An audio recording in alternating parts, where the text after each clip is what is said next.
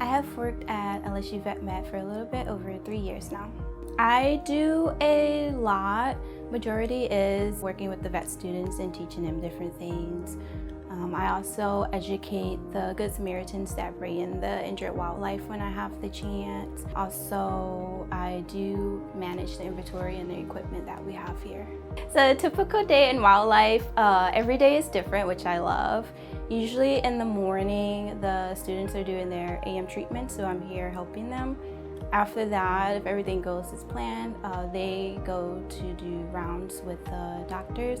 I hang back, I read some labs, I order things or fix any equipment that needs to be fixed, and I am also checking the drug dosages for the patients, make sure everything's correct. Like most people, I've always had a love for animals. They've always had a soft spot in my heart.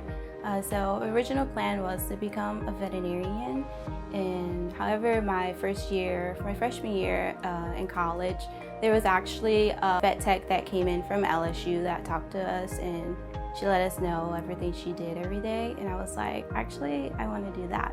So I graduated from LSU with my bachelor's degree in animal science, and then after that I went to vet tech school to get certified. Now I'm doing this and I love it. I love to be involved with my patients. I like working and teaching the future vet students, showing them how important and valuable RVT will be to them. I also love being the superhero for the vets that I work for.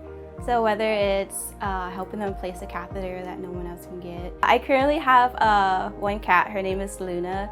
She was a stray that I adopted from a veterinarian I used to work with, and she is a cow cat. She's black and white with little spots all over her. I like to do a good bit of things. I like to go to try out different vegan restaurants. I like to go to coffee shops to read a book, hanging out with my cat at home. I also do enjoy playing video games. It's a stress reliever for me.